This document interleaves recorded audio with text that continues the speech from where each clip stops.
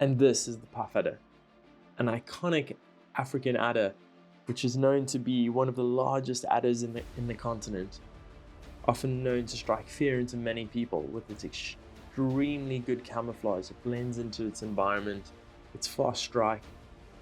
And these snakes occur from the southernmost tip of Africa, throughout most of Africa, right up into the Arabian Peninsula, up until around Morocco, where they avoid the true desert. Often found in grasslands, montane grasslands, savannas, and coastal forests, and right down into the coastal fynbos in the Cape. These snakes are well known for their ambush tactics, and as you can see here, the snake is perfectly camouflaged and well adapted to sit for hours on end until a prey victim gets just too close. And here we can see just how well the puff adder is a master of its own camouflage. Often when you approach a puff adder, they will turn around and try flee as quick as possible, avoiding confrontation.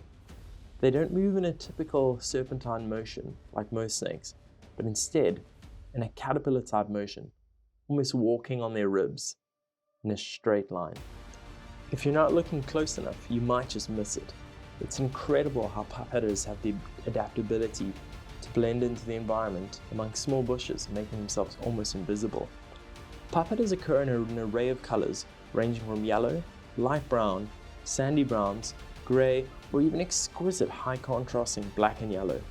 The dorsal has several chevrons, alternating in light and dark, which extend from the back of the head, along the body, onto the tip of the tail. Like all adders and vipers, the puff adder has a large, broad head that houses enormous fangs with large venom glands, which enable these snakes to have some of the largest fangs in Africa, which of course enable them to give massive loads of a highly toxic cytotoxic venom. One of the snakes you really do not want to be bitten by. The bites are extremely painful as the cytotoxin destroys your tissue, causing immense pain and swelling in the limbs. Here we can see a droplet of venom just extending out of the fang. It was at this moment that he knew. And just like that, he had gotten too close.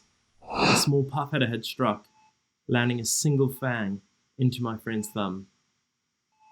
And now came the difficult decision of rushing to the hospital and seeing if they had the life-saving antivenom. He was fortunate.